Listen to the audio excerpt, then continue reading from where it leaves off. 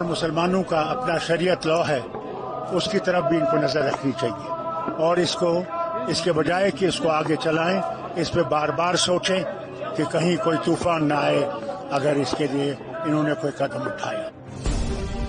फारूक अब्दुल्ला समेत कई नेताओं के अलावा मुस्लिम पर्सनल लॉ बोर्ड ने भी कहा है कि यूनिफॉर्म सिविल कोड के प्रावधान शरीयत के तहत नहीं है। नमस्कार, मैं हूं शुभ्रा सुमन।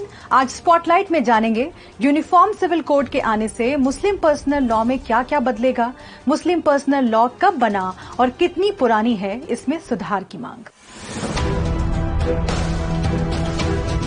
जब भी यूनिफॉर्म सिविल कोड पर बहस छिड़ी तो सबसे पुरजोर मुखालफत मुस्लिम समुदाय की तरफ से सामने आई। भारत का मौजूदा मुस्लिम पर्सनल लॉ अंग्रेजों के समय आया था। अंग्रेज चाहते थे कि वो भारतीयों पर उन्हीं की संस्कृति के तहत शासन करें। इसी मकसद के साथ मुस्लिम पर्सनल लॉ शरीयत एप्लीकेशन एक्ट 1937 लाया गया। इस कानून के तहत मुसलमानों की शादी, मेहर, तलाक, मेंटेनेंस और प्रॉपर्टी से जुड़े हुए मसले हैंडल किए जाते हैं। 1947 में मिली आजादी के बाद देश में अलग अलग धर्मों के पर्सनल लॉज में सुधार की मांग उठने लगी थी।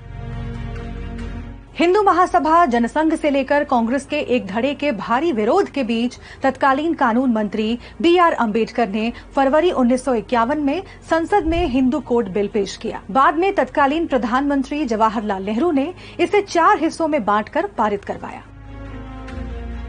ये चारों कानून हिंदुओं के साथ साथ बौद्ध, जैन और सिख समुदाय पर भी लागू होते हैं।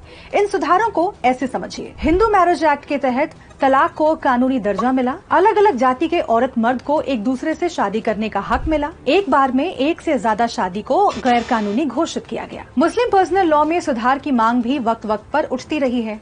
जनसंघ के जमाने से बीजेपी यूनिफॉर्म सिविल कोड को इसका रास्ता बताती आई है और इसे मैनिफेस्टो में भी शामिल किया है।